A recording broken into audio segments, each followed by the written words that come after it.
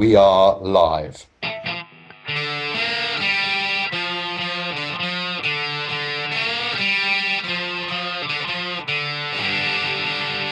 Hello, and welcome to Founder Hacks, our podcast where we share something we've seen, something we've read, and something we've learned that's been a source of inspiration for ourselves or the founders that we work with. Let me start by saying a wondrous hello to Mr. Alex Moore. Hello, and a wondrous hello back to you, Ben. Thank you very much. And an equally wild and wacky hello to Anthony Enright. Oh, wild and wacky is far better than wondrous. Loving that. I was struggling a bit this week. I need to. Does anyone know of a good alliteration dictionary? Because it's getting a little bit stretching, isn't it? As we hit our 22nd episode of Founder Hacks. But look, without further ado, let's kick off. And I believe, Anthony, you've seen something this week that you would like to share with us. So I have indeed, yes. And it's a bit of a different one for me because normally my scenes are based on working with various teams. I was going to say up and down the country, but virtually currently. But this week's one is slightly different. This is something I've seen on the television. And I love these SAS, SBS programs where you can see how the kind of tests that people that go into the SAS and SBS are put through. This is one of these more, probably not quite as realistic as the actual real thing, but this is one of these programs with Ant Middleton and his crew. And actually this one's in Australia, and it's celebrities in Australia. It's kind of, are you tough enough to join the SBS as a celebrity? But what's really interesting when you look at the reactions from the individuals as they go through the progress and the process is about failure, right? And I talk about failure quite a lot because I think we have a culture, certainly in the UK and certainly Europe to a degree, where as we look to grow and scale and try new things with our businesses, how open are we to failure? And when watching this most recent episode where they disorientate the candidates, so they've been through quite a few days of training so far, but they disorientate the candidate by putting the blindfold on them, spinning them around a few times, yelling and screaming at them. Then they take the blindfold off, give them like 10 seconds to orientate themselves, and then give them a plan and say, you're outside here, here's a gun, here's the person that you need to go save. Everybody else you have a license to kill. So obviously just shoot at them and they will pretend to fall down and die. And as they go through this process and you're allowed to, you get the orientation perspective, you see this picture to say, you've got to save this person with a red hat, a pair of glasses and a beard. That's who you've got to save. And what happens is they're rushed into this building, they go through, they kill a few people on the way, they get to the room. And what's happened is the people that have taken this person hostage have put the red hat on. One of them's taken the red hat. But all that they've remembered, all that the candidate has remembered is the red hat. So typically what they do is they go in and they shoot the people without the red hat. And what they realise then afterwards is they've shot the hostage because they haven't taken on all the detail. And my summation of it is, I mean, it's fascinating to watch, fascinating to see people's reactions, but they are setting these people up to fail. Because I wonder what it's like if you don't allow these candidates to fail, how will they react in the real world?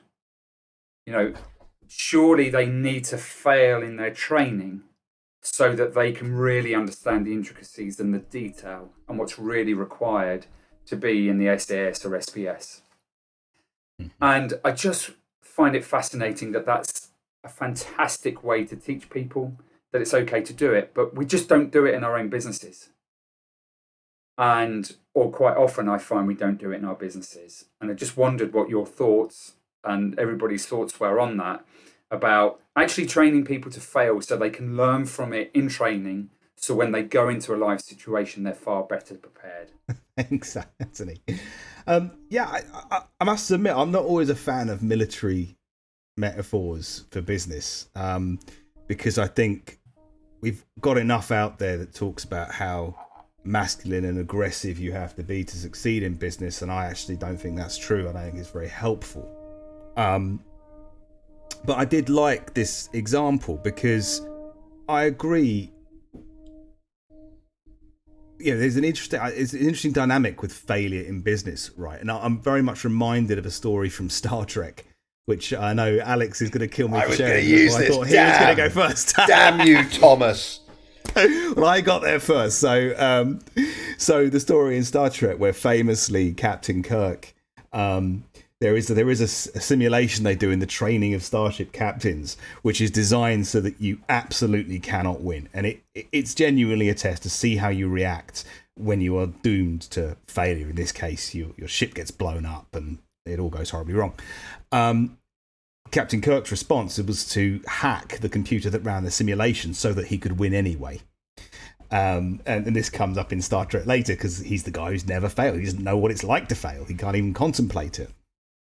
So I think it's very interesting. I think it's a useful thing in business. I think it's training people to fail. I guess the question in my mind is that the time to accept failure? Because most of us, I don't really know what it would look like to train someone how to fail or what it feels like to fail. I think the bigger challenge often is allowing people to try big, bold moves in your business with the understanding that if they go wrong, as long as we learn from it, that's going to be okay. And I think that is kind of a virtue of leadership, actually. And I had an example recently where a leader in our business I was working with, he was working on a project very hard, weeks on end. Finally, it all fell apart and it didn't work. And what was great was to see him stand in front of his team and go, do you know what, guys? I really tried. It didn't work. I feel like I've wasted loads of time. I'm really disappointed.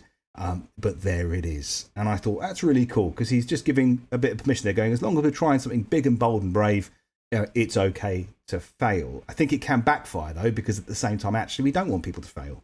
We want people to succeed in what they're doing. So I think it is contextual. It depends on what you're trying to do. If you're failing to fulfill a core responsibility, then that's not okay. And your businesses are not. We're here to be in a business and achieve things together. So I think you need to be quite careful about how you message it. But them's me thoughts. Thank you, Ben. In response. And Alex, what have you got to share, given that your main story now is blown into I know. smithereens? I feel like I'm standing up on stage and then someone else has just said my line. That's it. I'm flummoxed. No. It's funny because we talked this through before. We both remembered that reference of Captain Kirk. It's funny. Star Trek, brilliant. Planning. Training people to fail. To me, I always like the culture of a business. I think having a culture that accepts failure, but doesn't encourage people to fail. I think if you can almost over encourage it and it doesn't really matter if it doesn't work. I like, you've got to try your hardest as if your life depends on it. But if it fails, you're not going to get fired. So, I think it's within confines. It's worked for me in the past, and giving people the authority to go and take chances and risks and try and make things work, but ultimately make sure they're supported to minimize the chance of failure. One of our colleagues from EO guys, I think you remember him, he said once, if anything goes wrong in his business, he says, it's my fault. Everything is my fault. If I give somebody a job to do and it fails, it's my fault because I either gave it to the wrong person or I didn't support them well enough. And I thought that was a really good perspective from a founder, to take personal responsibility for everything that goes right or wrong in your business. And I do think, that's teeing it up, accepting failure, but teeing it up to minimize the chance of it happening, in short. Does that make sense, Mr. Enright? Yeah, it certainly does. And I think, you've both said there about it being in the right context and the right confines of what it is you're trying to achieve. And I guess in this kind of example, what they're trying to achieve is learn it now, fail now, so you're less likely to fail in the real life situation when real, lives are at risk. But I just thought that concept over, go through the training, fail now, fail as we're pushing you continually, so that actually when it goes live, you're more likely to succeed. But I guess it also brings up the question for me, how much time do we spend training? And how much time do we actually just expect people to go out into the world and succeed without that much training. And I know, Ben, as much as you don't like the military sort of stories, the sporting stories as well, but if you look at sports he's fussy, isn't he? No, we can't talk about sport. I'm very fussy. Military. I'm very fussy. He steals, and then we're only allowed to talk about Star Trek, and he steals. And that's my thing. Anyway, sorry. But just the point is, if you think about sports teams, they spend 75 to 90% of their time training, and and we don't in our businesses. It's a very good point. So I think it's just one to ponder. So on that point, we're going to move on to this week's Red. And Alex, it's over to you. It is, yes, thank you. And just to annoy Ben, it's going to have a little angle about sport. It's a very interesting article from the Times, and it was about Lewis Hamilton. Who deserves the credit, Lewis Hamilton or Mercedes? And it's all got to do with something called transactive memory, and I will explain more. So transactive memory is something I came across a while ago through a Malcolm Gladwell book, can't remember which one. And it's the idea that you are so tightly bonded with someone that you sort of you store information in that person's brain. It's like a removable hard drive, right? And Gladwell talks about this is why, a lot of people who go through a divorce, it's actually quite psychologically damaging because you are kind of mentally connected. I thought it was a very interesting concept because I'm always storing stuff in my wife's brain. Where's my keys? Where's this? Where's that? She calls me Mr. Ware because I store all this stuff in her brain. And she gets all cross with me. And it just makes me laugh and it makes me think about that book. So when I started reading this, it really, I jumped at it because I found that whole idea of storing someone else's things in someone else's brain very interesting. It was almost science fiction like, Ben. So you can talk about Star Trek again. So this story is about Lewis Hamilton or Mercedes, and it was really, he recently won his 7th title, an amazing achievement. And there are some people trolls online going, oh, would he have won if he wasn't in a Mercedes? If he was in one of the crappy cars, would he have still won? And the point that the author was trying to make in the article, it doesn't really matter because he spent some time with them a couple of years ago, the team. And he said they have this collective transactive memory where, Mercedes is Lewis Hamilton and Lewis Hamilton is Mercedes. They are all so interconnected and they work so beautifully as a team. They're all storing stuff in each other's brains. And he talks, the culture of it's the ultimate case study in high performance team cooperation. The way they all work together, the way that the leader of the group, some guy Wolf, I think his name is, he doesn't even go up onto the podium. He rotates the people from the team to go up on the podium and collect the constructors' trophies. And I just thought it was excellent, and it was a good case study of how to run a business when everyone is so into it. They're all they all lean on each other so much. You become this sort of one entity, if you like. And, an amazing thing you can achieve when you're running at that optimal level of performance and how energizing that can be. So that was it. Yeah, I'd love to hear your thoughts on it, gentlemen. Who would like to go first? Anthony. Well, the other element of the story, of course, is where the author talks about his grandparents as well and the transactional memory between the two of them. And it's a very sweet story. And I'm sure it takes all of us back to either members of our family or people we've seen in the past, couples who, one will start the story and the other will end the story. And actually there's no conflict. It's a lovely flowing story from a couple because they've just spent a long time together and they have that transactive memory. And for me, where this sort of took me is more about chemistry of teams and the chemistry of teams and how you bond those people as a collective and how you come together as a collective and align so you all understand, even if it's the fact that you are just the water boy. So when Lewis Hamilton comes into the pit lane and you're just holding the hydration drink for him and holding it so he can put the straw in his mouth and have that drink, that is just as important element as somebody who's designing the engine, and you all have your part to play in that success story. And what I loved about the article is that nobody's more important than anybody else. Everybody has their part to play.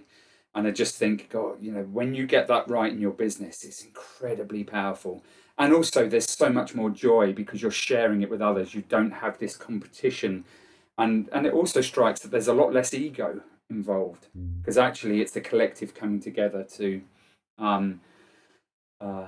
succeed and to align around the end goal. Brilliant leadership, I think. Brilliant leadership. Yeah. Yeah. Ben, what were your thoughts?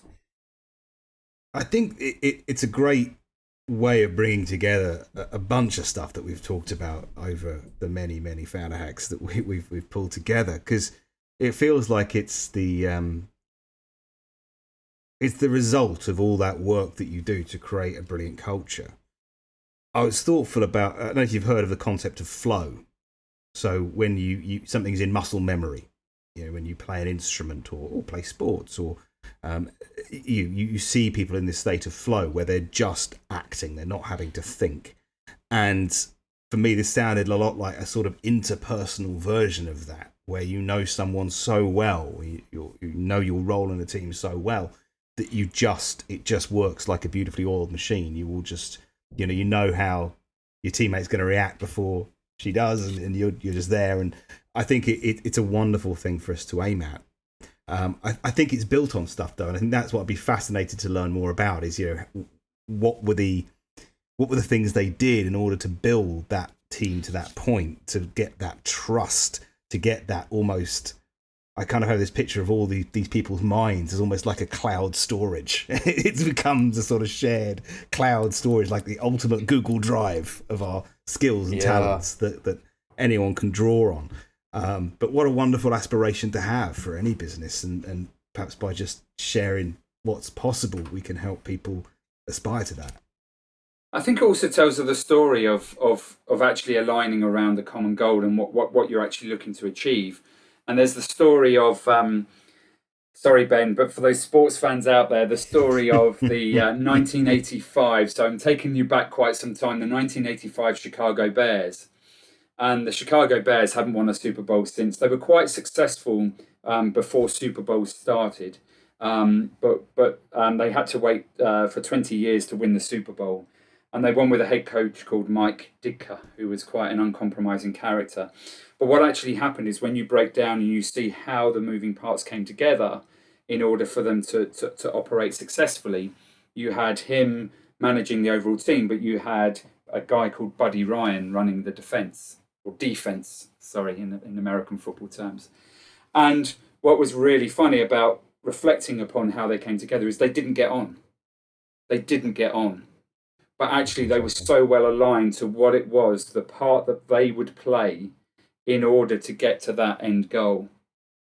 And actually there was some sort of chemistry there in order to bind them together and the rest of the team together in order to reach that end goal, even though they didn't get on. And I find that even more fascinating when you think about, those kinds of environments where you can still achieve what you set out to achieve because you're aligned to the goal. You don't always have to get on. I knew I'd get the Chicago Bears into these podcasts. It's taken me over 20 times, but yeah, we're there. Got there in the end. Thanks, guys. Right, I think that leads us on to Learned. And who else? Ben, do you normally do Learns, don't you? I normally do Learn. I always end up doing the Learn, don't I? Maybe it is just... Maybe you could come up with a sporting military example that you want to share with us. Well, unfortunately, not today. Okay. I can see we can learn things from both, and equally, sometimes I think they get taken a bit far. But look, so this Learned for me this week was around perspective, and especially in those times where we're trying to make a deal or come to an agreement, and it's the moment everyone shows their hand, and you realise that actually, in spite of perhaps the best intentions, you are very, very thinking very differently in terms of where you both are. And this, came from a particular instance where it was around numbers, and two people were trying to agree a set of numbers, and that number was sort of an order of magnitude difference, a factor of 10 or more different in terms of where they were landing. I think it's very interesting because what can happen in those situations, depending on what side you're on, you can immediately get this massive emotional reaction, or I certainly sometimes do. Big emotional reaction, because we're not reacting to that number, are we? It's just a number. What we're reacting to is what that number says about what this person thinks of us. And sometimes that can prevent us from going any further. We walk away from the table and when we stop. I think the learn for me, though, is that sometimes if you can catch yourself in that moment of reaction and just take a step back and think about the other person's perspective and where that may have come from, step into their shoes, you can sometimes then re-engage with that conversation quite differently. It's almost like you can get underneath what's going on and almost start the conversation again. Through that, I have seen some really spectacular examples where you can get from this poles apart position to actually coming out with an outcome that is pretty close to the win-win that you went in thinking you were going to achieve. But it does take you to have that moment where you catch yourself in that emotional reaction and just allow that to prompt a different behaviour to the one that it might ordinarily prompt, which might be kicking over the table, having a big tantrum, and throwing things, or it might if you're me. So what do you think, chaps? Can you do that? Can you catch yourself in that moment of emotion and get a better outcome? Alex, what do you reckon? Yeah, I mean, I'm always of the opinion in business that I choose when I lose my temper because it's a bit of a tool really to get things done. So I try not to, I try to be in control of that decision on the rare occasions I need to use it. And I think, this whole thing about coming up with at that moment you just talked about there, Ben, showing your cards, and they're so far apart. I again, going back to what we talked about before about everything, when you're a founder, everything's your fault, which I still love. I would then go, oh, damn, I've not played this right. I've not spent enough time hinting to this person what I'm prepared to pay, what I think it's worth. I haven't done enough time listening, and we're so far apart now, I could risk this thing falling apart. Damn. I learned from this. Next time, I don't want to be a million miles apart. I want them to have a fair degree of sort of an understanding before they put their cards down. What's going to be acceptable. So that's my view. Anthony, what? Yeah, there's a few things there. I mean, the first thing is that I know, and Alex, in sort of some of the work that we've done together, is that you're far calmer and more pragmatic in these situations. Where, like Ben, I can be a lot more emotional. And it takes a certain level of experience in it happening to not let the emotion kick in and to be able to take a backward step and appreciate, as Ben has said, that, rather than what it says about you and reacting to that, think more about what it says about the other individual and where they've come from and their perspective on the situation. Because ultimately, that's where you'll get resolution from. So not only will you stop yourself going into a flux of emotion, but you'll also get to a point where you can start to think about the actual resolution, because that's what we're ultimately talking about in founder terms, isn't it? Is if we're so far apart, not only is there how do we stop the emotional reaction, but also how do we somehow meet and still get a deal out of this? Or in certain circumstances that I've experienced is that actually, you may agree to disagree, but you may have, and in my experience, certainly recent experience of a very similar situation, is you've still got to continue and work together. So it may be that you can't do this thing that you've been spending some time talking about, but you still have to continue, or you would like to continue working together in some way, shape, or form, and you have to move on, and that's tricky, and that's where if it's full of emotion, it gets very tricky. Whereas if you can understand where they're coming from and understand their perspective, it's far easier. And I think the other thing that's something you mentioned there, Alex, is that actually, it's my fault and I should have spent more time. Actually, my experience more recently has been actually we spent too much time. We needed to get to the numbers quicker. There was a lot of thoughts. There was a lot of respect between the parties. There was almost too much respect and too much time spent, where actually, if we'd have got to the numbers earlier, it would have been less, I say less damaging. It would have been an easier process to overcome.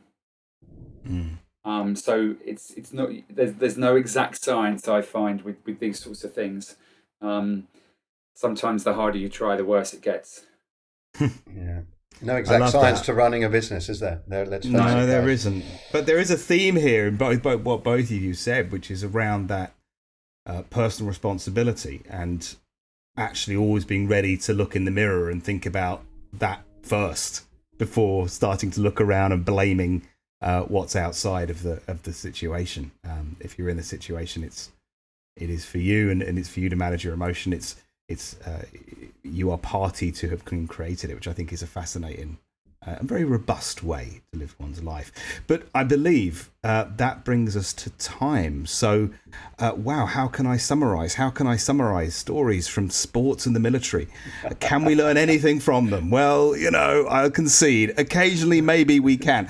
Maybe we can learn from the world of the military. Maybe we can learn that sometimes preparing people to fail, understanding what that feels like, so when they do it in the real world, they can do it well when it's appropriate to do so. Maybe we can take that learn, and maybe from sports we can take this concept of transactive memory and create teams that are so well bonded they hum as smoothly as a Mercedes engine with Lewis Hamilton at the wheel. And finally, can we find those gaps in our perception so that we can spot the emotions, manage them well, and make different decisions? And remember that whatever the outcome, ultimately the only thing we can control is ourselves. So I hope that's a reasonable summary. Let's wrap things up by saying an enormous thank you to Mr. Anthony Enright. Thank you, Ben. Thank you, Alex.